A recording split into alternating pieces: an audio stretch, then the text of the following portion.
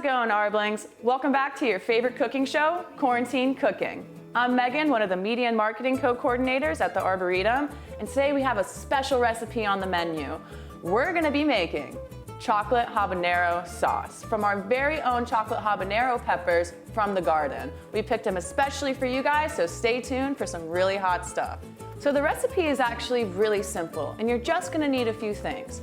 For ingredients, we're gonna need grapefruit juice, orange juice, lime juice, pineapple chunks for a little bit more zest.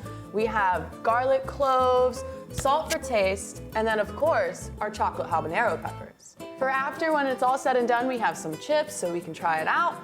And then if you like your hot sauce on a little bit more of a sweeter side, we have a very special treat today, which is our very own harvested Arboretum honey. And this will be on sale at our plant sale, so come grab a few berries if you want one. And at the end of it, if it ends up being a little too spicy for you, we suggest to have a cup of oat milk on hand.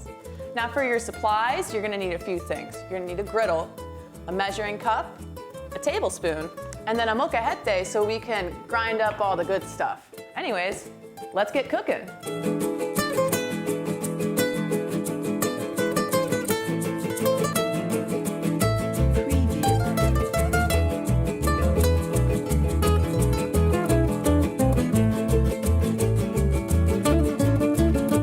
So the hotness inside the pepper is actually called capsaicin. These certain peppers get so hot because they're using their hotness as a sort of protection.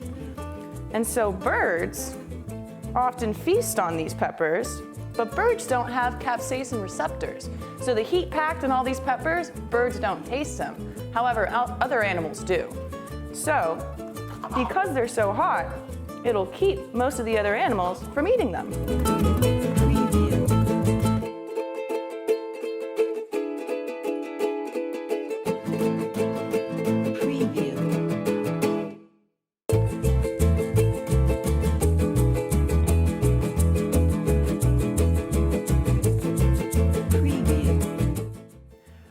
All right, Arblings, it's the moment of truth. I have my chips, my chocolate habanero sauce, and my glass of oat milk, just in case.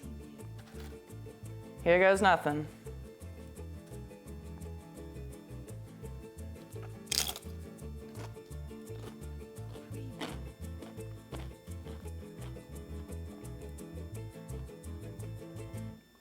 That's hot.